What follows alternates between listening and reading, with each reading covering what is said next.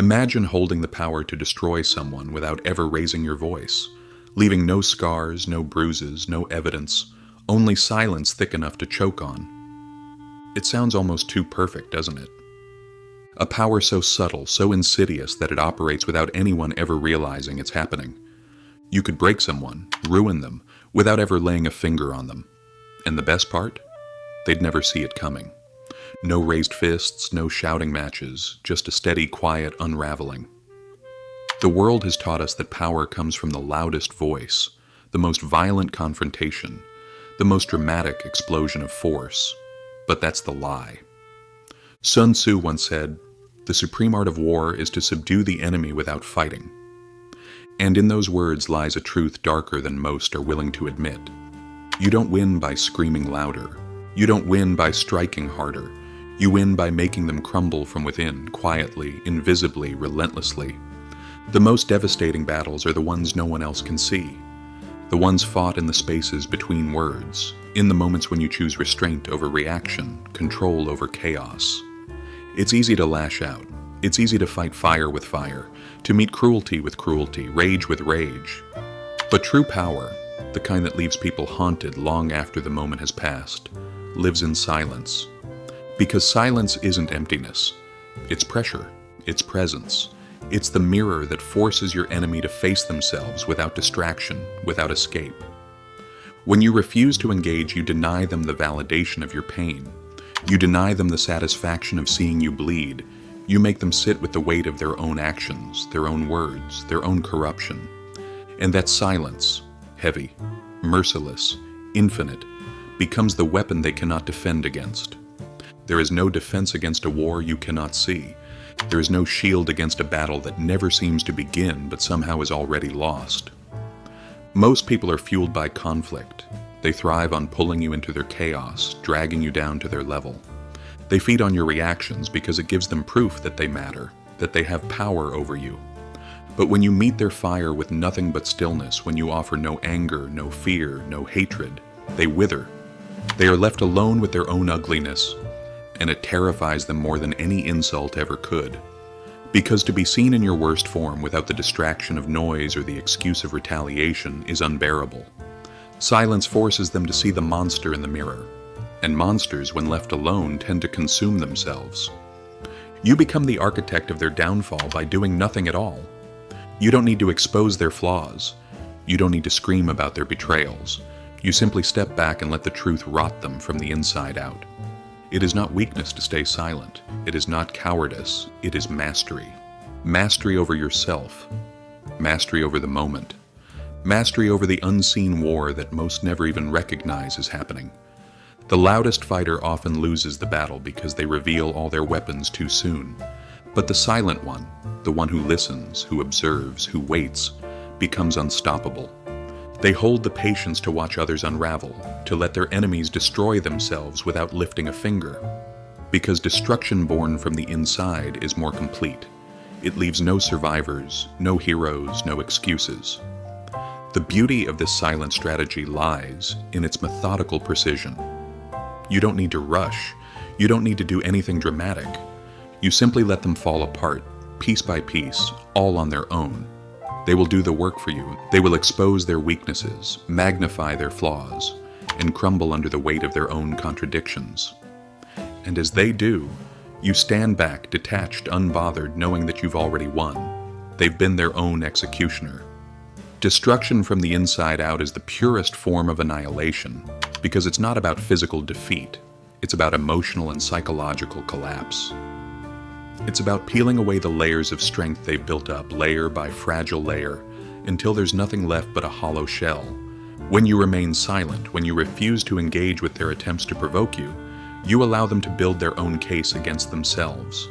The absence of your reaction is the catalyst for their downfall. They will start to doubt themselves, question their every move, their every word, wondering why they can't manipulate you, why they can't control you like they control everyone else. The more they try to push, to provoke, to bait you, the harder they fall. They're too busy trying to force an outcome from you to realize that the real outcome is their own unraveling. And as their mind spirals, as their facade crumbles, you become more invisible. You fade into the background while they tear themselves apart. They exhaust themselves with futile attempts to make you react, to make you care, to make you respond. But in this space, you are not there. You have made the strategic decision to not be present, and in that absence, they lose themselves. There is no hero who stands up in the end. There is no last-minute redemption. There is no glorious final battle where they rise from the ashes. In this kind of destruction, there are no survivors, only those who are left to sift through the wreckage of their own mistakes, their own actions, their own vulnerability. They have no one to blame but themselves. And in that knowledge, the true extent of their defeat is realized. You've left them with no excuses, no explanation for what has happened. There's no external force to point to, no convenient scapegoat. They were their own downfall. You didn't need to wield any weapon, to say a single word, or even to lift a finger. All you did was remain silent, and in that silence, you let them destroy themselves. Because the most powerful form of destruction isn't the kind that leaves a trail of bodies in its wake. It's the kind that leaves no trace at all. It's the kind that seeps in slowly, unseen and undetected, until it's too late for them to fight back. It's the kind of destruction that can only be born from within. And once it starts, there's no going back. It just leaves the undeniable truth, standing alone and merciless in the aftermath. There's a cruelty in silence that words could never match. A cruelty that whispers, "You are not worth my anger. You are not worth my time." And that indifference cuts deeper than hatred ever could. Hatred still acknowledges them. Hatred still feeds them. But indifference starves them. It reduces them to nothing. They crave your outrage. They crave your attention. When you give them neither, you strip them of the only thing they ever truly wanted, your energy. And without your energy, without your participation, they collapse under the weight of their own insignificance. This is not about pettiness. This is not about revenge. It's about reclaiming your power in a world that constantly tries to steal it. It's about understanding that not every battle is worth fighting out loud. Some wars are won in the quietest of ways. By refusing to acknowledge the ones who never deserved your voice in the first place. By refusing to dignify betrayal with a response. By walking away without a backward glance. Because the act of walking away, calm, silent, absolute, is its own kind of violence. A violence that leaves no visible wounds but shatters egos, crumbles facades, exposes weakness. You don't need to shout. You don't need to argue. You don't need to give them the satisfaction of seeing you fight back. Just the simple act of turning your back, of walking away, has the power to unravel everything they built around themselves. They expect confrontation. They crave it, in fact, because it gives them something to hold on to. Without it, they are left stranded, adrift in their own turmoil. You become a ghost to them, a presence they can't touch, can't reach, can't control. And that, in itself, is the most insidious form of warfare. Sun Tzu knew this truth too well. It's not about overpowering your enemy with force or harsh words. It's about infiltrating their mind, leaving them with nothing but uncertainty. It's a slow, invisible process like poison in the air, creeping in unnoticed until it takes root. The true power lies in turning their own actions against them, in watching them crumble while you remain untouched, unmoved. In this method of silent conquest, you don't need to raise a hand or speak a word. The battlefield is not one of physical violence, but of patience, manipulation, and self-control. True warfare, the kind that leaves permanent scars, rarely requires raised voices or open confrontation. It thrives in silence. You don't feed into their fury, you starve it. Sun Tzu taught that the supreme art of war is to subdue the enemy without fighting. Victory is not found in chaos, it's found in control. When they lash out, you stay still. When they provoke you, you offer nothing. They expect a reaction, a crack, a moment of weakness to exploit, but instead they meet a void. And in that void, their own rage turns inward, devouring them piece by piece. Words can be weapons, yes, but silence is a poison. It seeps into the mind slowly, stripping away certainty, breeding insecurity. Your refusal to engage becomes its own kind of dominance. It forces them to battle themselves, questioning their own actions, their own worth. They begin to project their insecurities outward, scrambling for validation, trying desperately to force a confrontation that will never come.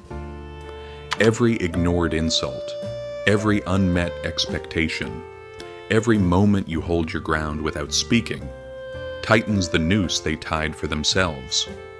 Understand, the true strategist knows when to be absent. You remove your energy from the battlefield entirely, leaving your enemy to fight shadows. Without your participation, their aggression loses meaning.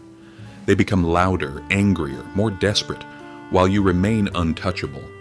In time, they destroy their own credibility, their own relationships, their own sanity.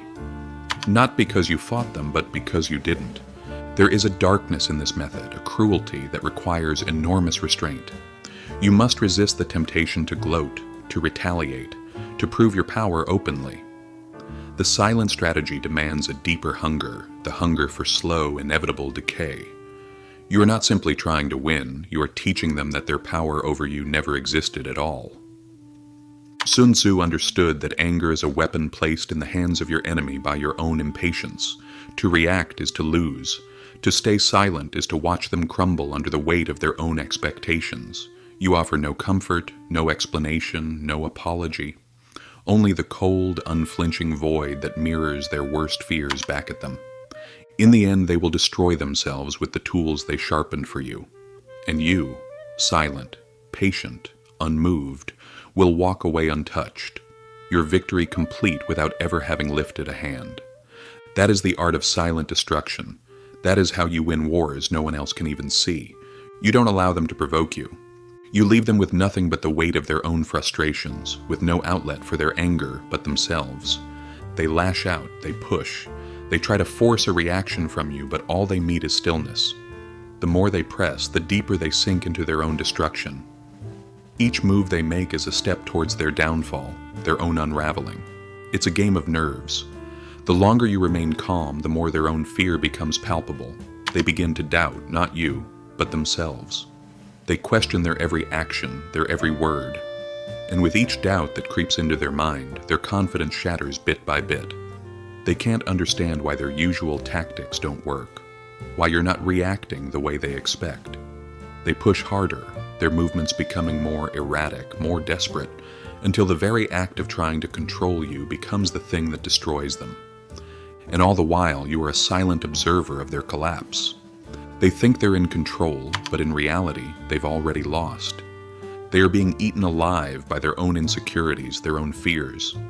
They lash out at the empty air, at shadows, at ghosts they've created, and in doing so, they lose everything.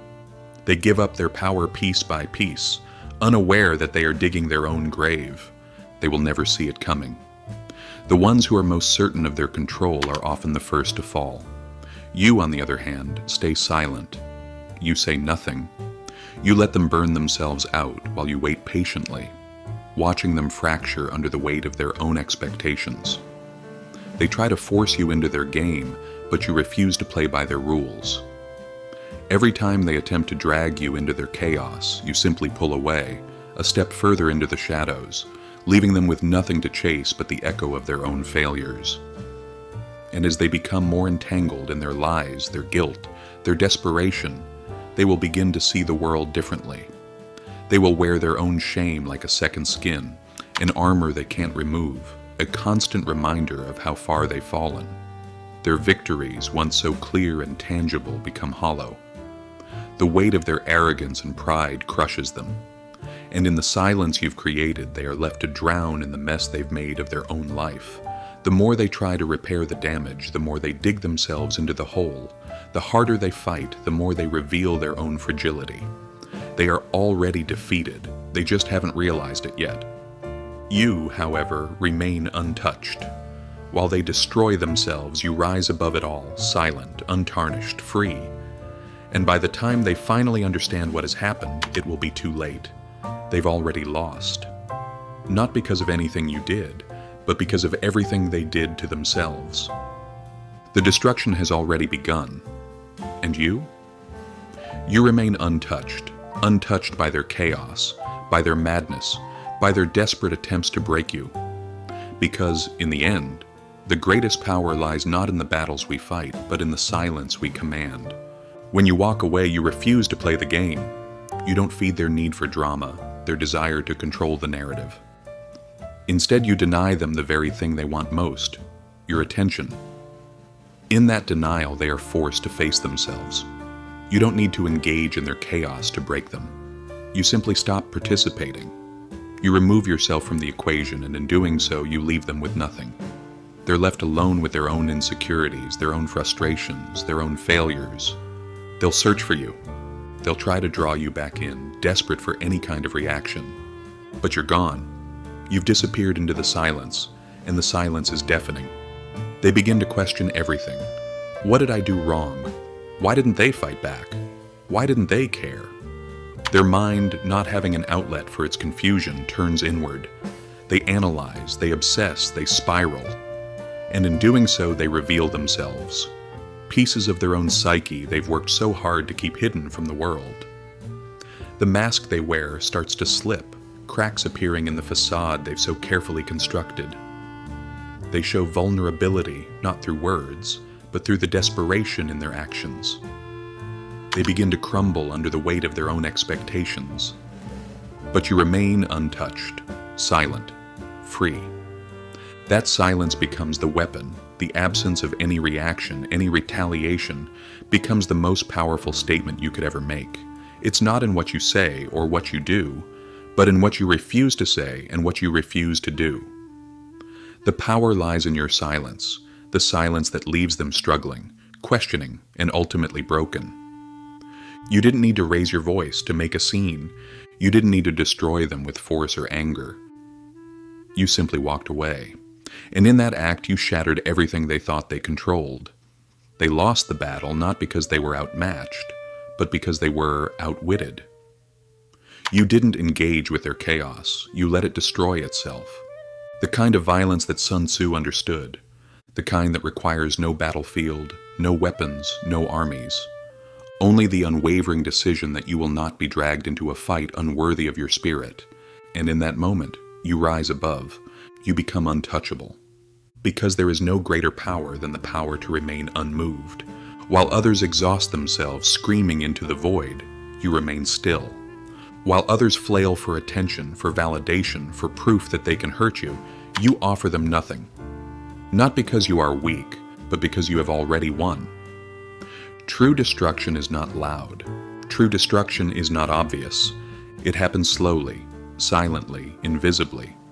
It happens when the enemy realizes they are fighting shadows, when they realize they cannot touch you because you have already left the battlefield, when they realize their rage echoes into an empty room, and there's no one left to hurt but themselves. That is how you destroy someone without saying a word. You let them face the truth they tried to bury. You let them hear the silence they tried to fill with noise. You let them drown in the emptiness they created for themselves, and you walk away. You walk away knowing you never had to lift a weapon. You never had to stain yourself with their ugliness. You never had to lose yourself to win. You just had to be patient enough to let the truth do your work for you. Because no matter how fast they run, no matter how loud they scream, no matter how desperately they fight, they cannot escape themselves. And that is the most brutal defeat of all. They will wear their own shame like a second skin. They will carry their own failure in every silent moment when there is no one left to blame. And long after you have forgotten them, long after you have moved on, they will still be trapped. Trapped inside the cage they built with their own hands. That is the supreme art of war. The art of conquering without conflict. The art of victory without violence. The art of letting your enemies destroy themselves while you remain untouchable, silent, unmoved, and free.